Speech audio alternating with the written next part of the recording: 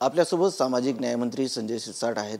Sir, Sanjay Raut यांची आज press झाली. ते असं म्हटले की खरं तर त्यांनी सामनामधून मुख्यमंत्री देवेंद्र फडणवीस यांची तारीफ केली आणि ते असं म्हटले की जे सामना वाचतात त्यांचं भविष्य उज्ज्वल असतं. सामना वाचल्याने भविष्य उज्ज्वल होत नाही. पहिले सामनाचा अग्रलेख किंवा सामन्याची हेडलाईन ही मराठी माणसाचं रक्त गरम करायची, परंतु आता सामना वाचल्याने मराठी माणसाचं रक्त थंड होतंय.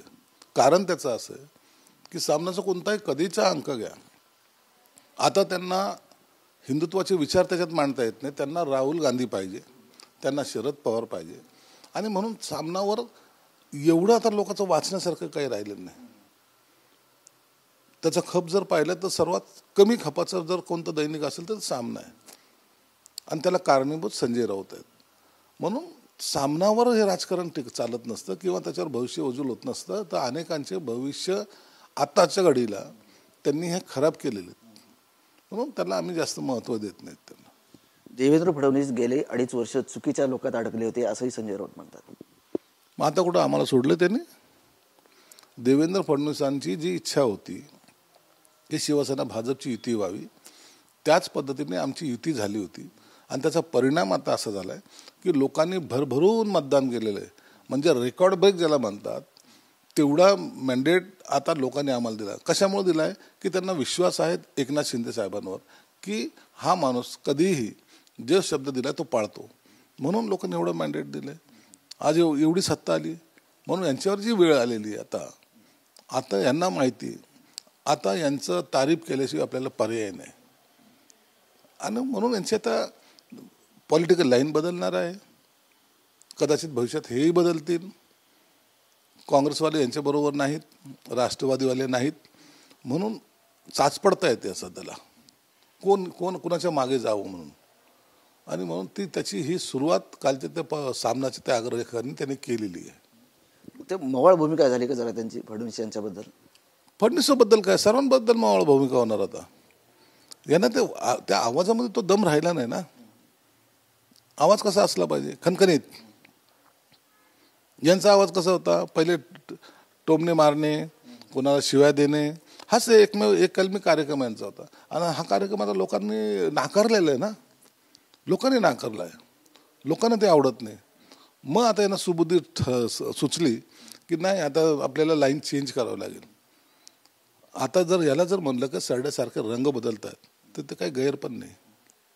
त्यांनी एक असा दावा केला आहे की भविष्यामध्ये एकनाथ शिंदे असतील किंवा अजित पवार असतील, हे यांच्यासोबत भाजप निवडणूक लढवणार नाही. ते काय करणार आहेत काय नाही ते त्यांचा पक्ष ते चालवतील ना. तुम्हाला कोणी सांगितलं ही भाडगिरी करायला? तुम्हाला कोणी सांगितलं मध्ये बोलायला? तुम्ही तुमच्या पक्षाचं काय होईल त्याची भूमिका मांडा. भाजप आमच्या बरोबर राहील का नाही, आम्ही भाजप बरोबर राहील नाही, हे भविष्याचं वेध तुम्हाला का लागलेले आहेत? म्हणून आता हे ज्योतिषी पहा, पोपट घेऊन बसलेले आहेत, हे वडाच्या झाडाखाली बसतात ना तसे हे बसलेले आहेत आणि लोकांचे भविष्य सांगत, बोगस भविष्य सांगणाऱ्यामधले एक नंबर हे लोक आहेत. माजी मंत्री अब्दुल सत्तार आहेत, ते आमदार आहेत सिल्लोडचे. ते असं म्हटले की मी संभाजीनगरला येऊन राहणार, येथील दहशत संपवणार. कुठं कुणाची दहशत आहे ना हे सगळे लोक जाणून आहेत, परंतु हे त्यांच्याकडे मी लक्ष देत नाही.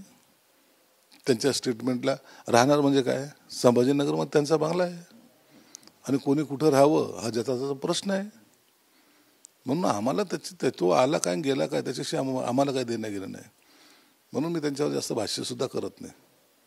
मंत्रिपद न मिळाल्याने ते नाराज आहेत आणि ते त्यांचा वाढदिवसाचा कार्यक्रम होता त्यावेळेस ते असं म्हटले की 2.5 वर्षानंतर मी पुन्हा येईल.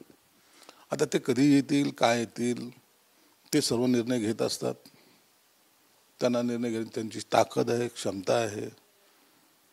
पाहूया 2.5 वर्षानंतर ते येतील, आम्हाला काय त्रास आहे त्याचा. परंतु अशा बेछूट वक्तव्य जेव्हा करतात ना, मुख्यमंत्री मी ठरवणार, तुम्ही मुख्यमंत्री ठरवणार, माझा प्रासंगिक करार आहे, तुमचा प्रासंगिक करार आहे. मग आता जे काही आहे आहे का नाही आहे का संपुष्टात आलं आहे याचं सुद्धा कधीतरी स्पष्टीकरण झालं पाहिजे. म्हणून त्यांच्या या सगळ्या स्टेटमेंटला मी स्वतः वैयक्तिक मी जास्त महत्त्व देत नाही आणि मला त्याच्यावर चर्चा करावीशी सुद्धा वाटत नाही. उद्धव ठाकरे यांनी अजूनही मस्साजोग असेल किंवा परभणी असेल या ठिकाणी भेट दिली नाही. यावर संजय राऊत असं म्हटले की आम्ही सांत्वनपर आरोपी संपूर्ण अटक झाल्यानंतर भेट देणार आहोत, आम्ही त्याच्यावर राजकारण करायला जाणार नाही. राजकारण करायला जाणार नाही कारण की आता त्यांच्याकडे तो आता जाण्यासारखं काही राहिलेलं नाही. लोकांची सहानुभूती घ्यायचा प्रयत्न करायचा लय प्रयत्न केला त्याने, परंतु त्यांना ते आता तो रिस्पॉन्स त्यांना मिळत नाही आणि म्हणून आता या राजकारणात जावं का नाही जावं हे दुविधा मनस्थिती आहे. सांत्वन करायला नंतर जाणार आहे, सर्व आरोपीला अटक केल्यानंतर जाणार आहेत. तुम्हाला बोलवत आहे कोण आणि तुमच्याशिवाय त्याचं काही अडलेलं पण नाही आहे. ज्यांना ती दुर्दैवी घटना ज्यांना समजली ज्यांनी जाणून घेतली ते लोक त्या ठिकाणी जात आहेत. म्हणून यांच्या जाण्याने किंवा न जाण्याने काहीही फरक पडत नाही. नक्कीच हे होते सामाजिक न्यायमंत्री संजय शिरसाट. कॅमेरामॅन असगर अलीसह संजय सरवदे, TV9 मराठी, छत्रपती संभाजीनगर.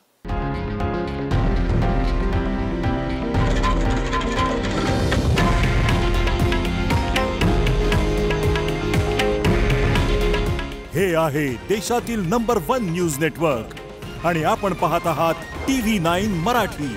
काळजी तुमची, हित महाराष्ट्राचं.